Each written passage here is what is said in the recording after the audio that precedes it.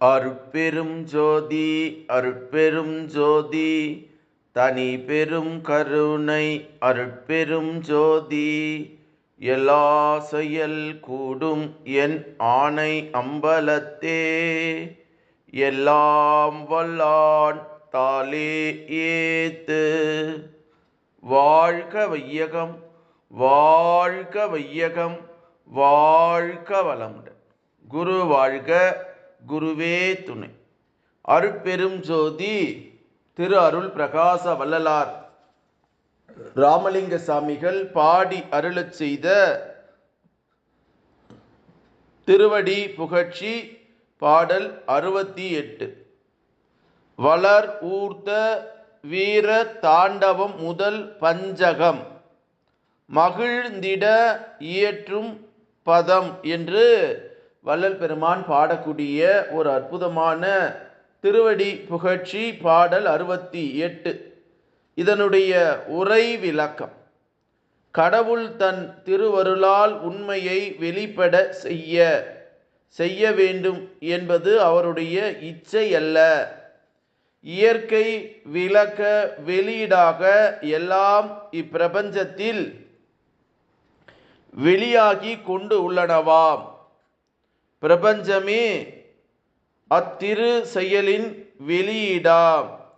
இப்பெரும் செயலின் உண்மையை ஆன்மாவிலிருந்து கண்டு அனுபவிக்கப்படுவதாக உள்ளது.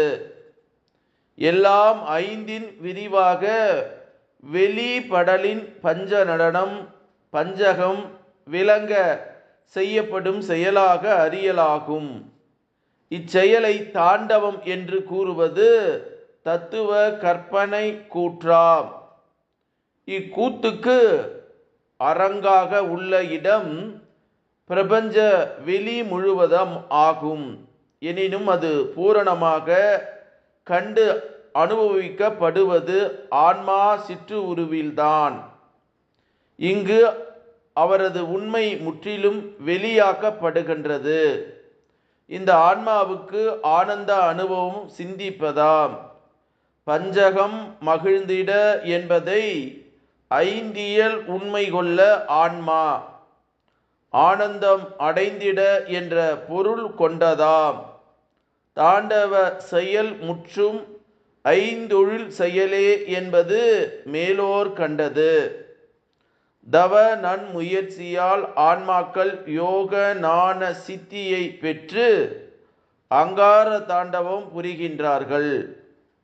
அவை அருள் ஒளி சேர இருட்டு கூத்தாக உள்ளன. இதுவே காளியின் தாண்டவமாக உள்ளதாம். இது நில உலகத்தை பயங்கர வியப்பில் ஆழ்த்தும் ஒன்றாக இருத்தலின் அங்கார சித்தரின் களி கூத்தாக கொள்ளப்படுவதாம். இவர்கள் முத்தொழிலை செய்யத்தான் முடியும். மேற்பட்ட அகவானில் இருந்து செய்யப்படுகின்ற பக்குவம் வருவித்தலே திரோபவ செயலும் அருளாகிய ஆனந்த செயலும் எந்த சித்தரால் புரிய முடியும். இதுதான் இருட்டு காளியால் செய்ய முடியாத ஓத்துவ தாண்டவம்.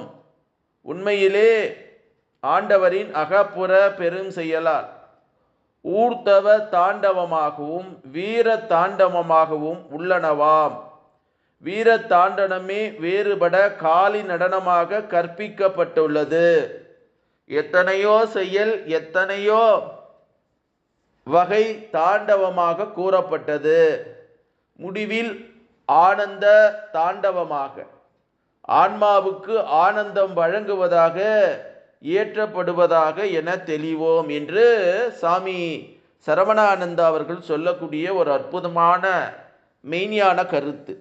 இந்த பாடல்ல வள்ளல் பெருமான் நமக்கு உணர்த்துகிற செய்தி: வளர் ஊர்த்த வீர தாண்டவ முதல் பஞ்சகம் மகிழ்ந்திட இயற்றும் பதம் என்று வள்ளல் பெருமான் பாடுகிறார்.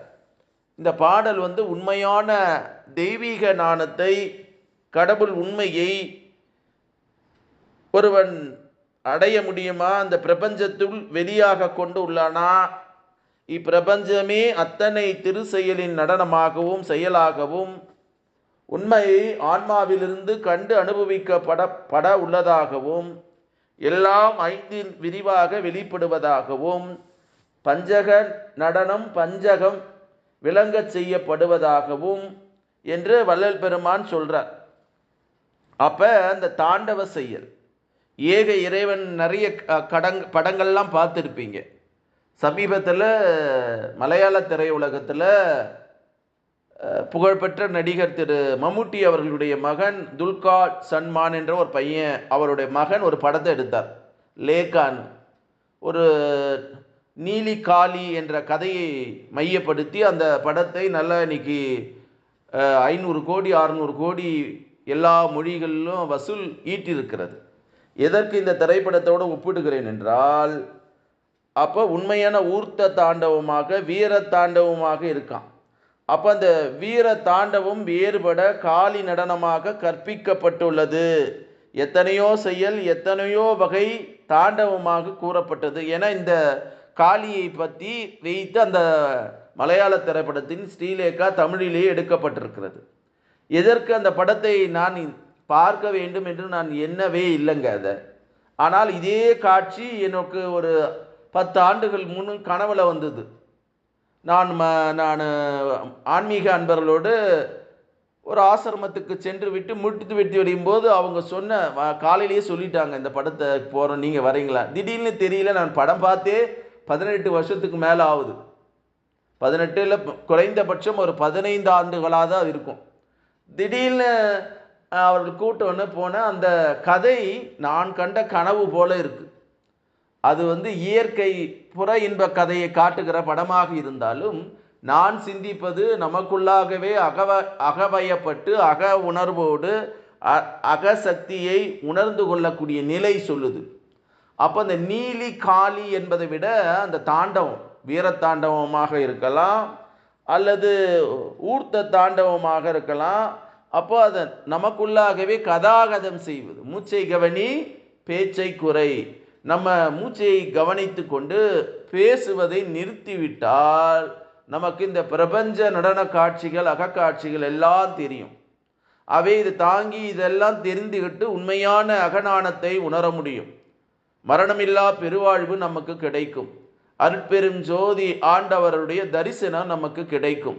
அப்போ அருட்பெருஞ்சோதி ஆண்டவருடைய தரிசனம் கிடைத்தால் நாம் ஒளி தேகமாக வள்ளல் பெருமான் மாதிரி நம்ம மாற முடியும். வள்ளல் பெருமான் வருவிக்க உற்று இன்றோடு எத்தனை ஆண்டுகள்னா 203 ஆண்டு ஆகுது. 5/10/1825 அவர் பிறந்தார். 25 பிறந்தார். பிறந்து 100 ஆண்டுகள் கடந்து 200 ஆண்டுகள் கடந்து 203வது ஆண்டிலே அவர் அடியெடுத்து வைக்கக்கூடிய நிகழ்வாகவும் இது இருக்கு. வள்ளல் பெருமானுடைய அந்த பிறந்த தேதி 5/10. ஆனால் எந்த வருஷம் என்பதை நாம் தெரிஞ்சுக்கிட்டோமா அப்படின்றது கூட தப்பாக சொன்னா 25 23 என்பது 23 தவறாக சொல்லிட்டேன். 5/10/1823 இதுதான் பாருங்க. திருத்தார் பாருங்க, தப்பு சொல்லிட்டேன். 25ன்னு பொய்யா சொல்லிட்டேன்.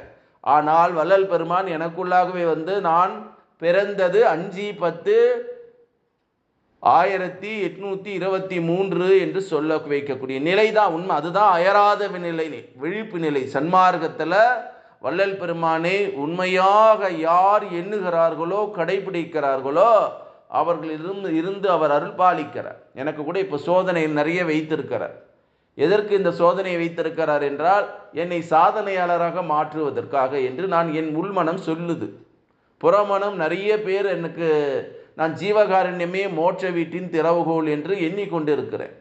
பசிப்பாடு சாப்பாடு போட்டால் தான் நம்ம உயர்ந்த நிலைக்கு வருவோம் என்று எனக்குள்ள ஆழமாக பதிந்து கொண்டு இருக்கிறது சமீப காலமாக, என் தாயார் இறந்த பிறகு. அப்படிப்பட்ட நிலையில் பொருளாதாரம் சட்டியில் இருந்தால் தான் அகப்பியில் வரும். என்னிடத்திலே பணம் இருந்தால்தான் நான் ஜீவகாருண்யம் பண்ண முடியும். அது மட்டும் ஜீவகாருண்யம் மட்டும் பண்ணிக்கிட்டு சில சகோதரர்கள் சில நண்பர்கள் அவங்க பணம் கேட்குறாங்க. என்கிட்ட பணம் நிறைய கொட்டி கிடைக்கிறது. என்கிட்ட என்ன இருக்குதுன்னு ஏக இறைவனுக்கு தான் தெரியும். நிறைய பேர் நினைக்கிறாங்க இவர் யூடியூப்லலாம் போயிடுறார், பேசுறது போடுறாரு, அதிலிருந்து எக்கச்சக்கமான பணம் வருது, இவருக்கு சொத்து கேஸ் நடத்தி சொத்து வெற்றி பெற்று கையில் நிறைய பணம் வச்சிருக்கிறாரு, வதந்திகள் போயிட்டே இருக்குது. எல்லாரும் கடன் கேட்குறான், எனக்கு 5 லட்சம் கொடு, 10 லட்சம் கொடு. சில பேர் ஜீவகாருண்யம் பண்ண ஒருத்தர் கொடுத்தா போதும், ஜீவகாருண்யம் அங்கே இருக்கிறவங்க எல்லாருக்கும் கொடுக்க வேண்டிய அவசியம் இல்லை. இப்போ நான் மேட்டுக்குப்பத்துக்கு போகிறேன், எல்லாரும் ஜீவகாருண்யம் ஒருத்தருக்கு நான் பதிவு செய்யறத எல்லாரும் கேட்குறாங்க. அதே மாதிரி ஜீவகாருண்யம் நடத்துறவர்கள் உண்மையாக இருக்கணும். ரொம்ப வருத்தமாக இருக்குது. நிறைய மனிதர்களை சந்தித்தேன். என்னுடைய நிலை என்ன, என்ன என்ன சொல்கிறாங்க, இது என்ன சொல்லுவாங்க, அதை மாதிரி தங்க முட்டையிடுற வாத்து இது, முட்டை இட்டுக்கிட்டே இருக்கும். ஆனால் முட்டை இட்டுக்கிட்டே இருக்கிற அளவுக்கு நான் அருளாளர் இல்லை. அருளை தான் எனக்கு கிடைத்தே தவிர பொருள் கிடைக்கல. சில பேர் நீங்கள் வேஸ்ட்டுங்க, 20 வருஷம் ஆகுதுன்றீங்க வழக்கறிஞராகி, உங்களுக்கு பின்னாடி 10 வருஷம் 5 வருஷம் வரலாம். இன்றைக்கி பெரிய ஆஃபீஸ் போட்டு பக்கட்டா 10 காரில் வரான், 15 வழக்கறிஞர்கள் எடுத்துக்கிட்டு வரான், பெரிய ஆளுமையாக இருக்கிறான், நிபுணத்துவமாக இருக்கிறான். பேரில் தான் இருக்கிறாங்க அவங்க. உண்மையாக அகத்தோடு இல்லை. நான் அப்படி இல்லை. நிறைவான வாழ்க்கை. நான் எங்கே போனாலும் தனியாக தான் போவேன். தனி மரம் தோப்பாகாதுன்னுவாங்க. அதனால் நான் என்னை பகட்டாக காட்டிக்கொண்டு நான் ஒரு பெரிய பிரபலமானியவன் என்று, எனக்கு அந்த மாதிரி பொருளாதாரம் வேண்டாம். என் வழக்கிலிருந்து நான் சம்பாதித்த பணத்தில் தான் ஜீவகாருண்யம் செய்கிறேன். அடுத்தவர்களுக்கு பிடுங்கி நான் கொடுக்கல. அப்போ நிறைய புரிந்து கொள்வதே இல்லை. ஒரு மாதம் கொடுத்தா பத்தாதுல என்ன, மாதம் கேட்கிறார்கள். எனக்கு மட்டும் இறைவன் எப்படி கொடுப்பான் பணம்? எதுவுமே கொடுக்க மாட்டான். அவன் கொடுப்பதை அளவோடு வச்சுக்கணும். நிறைவான வாழ்க்கை. நிறைய பேர் என்ன நினைக்கிறாங்க, ஜீவகாருண்யம் நல்லா அறுசுவை உணவு போடணும், டேஸ்டாக இருக்கணும், போட்டுக்கிட்டே இருக்கணும், டெய்லி சோறு கண்ட இடம் சொர்க்கம். அந்த உணவை வாங்க கூட திமிரு ஆணவத்தோடு வருவாங்க. என்னங்க இது? ஒரு தயவு இல்லாதவர்களிடத்தில் சண்டை போட்டுக்கிறாங்களாம். உணவு தயாரிக்கிற ஜீவகாருண்யம் பண்ணுகின்ற இடங்கள் எல்லாம் சண்டை. எனக்கு அகக்காட்சியாக தெரியுது இதெல்லாம். சிலர் மூலம் வருவிக்க விடுது. அப்போ நம்ம என்ன இதெல்லாம் மறைச்சிக்கிட்டு அப்புறம் அந்த சண்டை போகிற இடத்துல, தாய் மகன் அடிபட்டு சண்டை போடுகிற இடத்துல தாயை துன்புறுத்தி ஜீவகாருண்யத்துக்கு காய்கறி வெட்டி கொடுக்கக்கூடிய சகோதரிகளே அவர் மகனே, அப்போ எங்கெங்க அந்த சாப்பாட்டில் என்ன பதிவுங்க இருக்கும்? துர்குணம் தாங்க உருவாகும். ஜீவகாருண்யம் பண்ணதில் மிகப்பெரிய பொறுப்பு இருக்குது. ஜீவகாருண்யம் பண்ணும்போது அந்த இடம் சுத்தமாக இருக்கணும். சாப்பிடுகிற உணவு செய்யும் போதே இறைவா இது ஜீவனுக்கு நல்ல மருந்தாக இருக்கணும், நாண மருந்தாக இருக்கணும்னு எண்ணணும். சும்மா பேசிட்டு அந்த இடத்துலயே பண்ணுறாங்க. அது அவங்களுடைய இயலாமை. தப்பு கணக்கிட்டு தான் ஒன்று எதிர்பார்த்தால் ஒப்புமோ இயற்கை நீதி. ஒருத்தர் கிடைக்கிறாரு, டோனர் கிடைக்கிறாருன்னா அவரை பக்குவமாக ஹேண்டில் பண்ணி அவராக கொடுக்கணும். அவரை கட்டாயப்படுத்தி வழிப்படுத்தி அப்புறம் இந்த ஜீவகாருண்யம் பண்ணணுமேன்ற எண்ணமே போயிடும். அப்படிப்பட்ட நிலையிலே நாம் வாழக்கூடாது. அதுதான் நான் இந்த செய்தி உணர்த்துது. சில பேர் சொல்லுவாங்க வள்ளலாருக்கு சக்தி கிடையாது, ஒன்றும் கிடையாது, துன்பம் பண்ணுறார். அவர் நல்ல அன்பும் கருணைய ஆத்மாவை அறிவதற்கு உதவி செய்வார். ஒருவேளை உணவு உட்கொண்டா போதும். கஞ்சி சொல்கிறாரு, அவருடைய நம்ம உரைநடை பகுதியில் சொல்லக்கூடிய அத்தனை உணவுகளையும் நம்ம செய்தி சாப்பிட்டா நீடோடி வாழ்வோம், மரணமில்லா வாழ்வோம். அப்போ அந்த மரணம் இல்லாமல் வாழ்வதற்கு, மரணத்தை தள்ளிப்படுவதற்கு தவம் செய்யணும். எதுவுமே செய்ய மாட்டாங்க. சாப்பாடு மட்டும் போட்டால் மட்டும் ஜீவகாருண்யம் பண்ணிட முடியுமா? அதே மாதிரி உணவு ஒருத்தருக்கு கொடுத்துட்டு நான் இதை பண்ணிட்டேன், அவளை செஞ்சுட்டேன், இவளை செஞ்சுட்டேன் என்று மட்டமாக பேசுகிறவன் ஜீவகாருண்யத்துக்கு அருகதை இல்லாதவன். அதையெல்லாம் நம்ம விடுத்து உண்மை நிலையை அறிவோம். அதை தான் இந்த வள்ளல் பெருமானுடைய 68வது பாடல் நமக்கு சொல்லுகிற செய்தியாக, வளர் ஊர்த்த வீர தாண்டவ முதல் பஞ்சகம் மகிழ்ந்திட ஏற்றும் பதம் என்று சொல்றார். ஆகவே அதை வள்ளல் பெருமான் சொன்ன இந்த பாடல் வரி போல வாழ்க்கையிலே வாழ்வதற்கு முயற்சியும் பயிற்சியும் செய்வோம் என்று சொல்லி, அருட்பெரும் ஜோதி அருட்பெரும் ஜோதி தனி பெரும் கருணை அருட்பெரும் ஜோதி எல்லாம் செயல் கூடும் என் ஆணை அம்பலத்தே எல்லாம் வல்லான் தாளே ஏத்து இன்று வருமோ நாளைக்கு வருமோ அல்லது மற்ற என்று வருமோ அறியேன் எம் கோவே துன்று மலை வெம்மாயற்று வெளிக்குள் வெளி கடந்து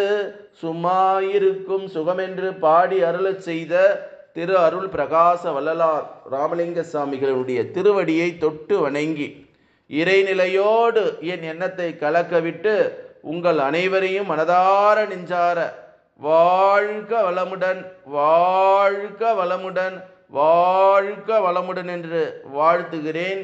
அருட்பெரும் ஜோதி, அருட்பெரும் ஜோதி, தனி பெரும் கருணை, அருட்பெரும் ஜோதி என்ற மகா மந்திரத்தை வான்காந்தத்தில் கலக்கவிட்டு வாழ்த்துகிறேன். நன்றி, வணக்கம், வாழ்க வளமுடன்.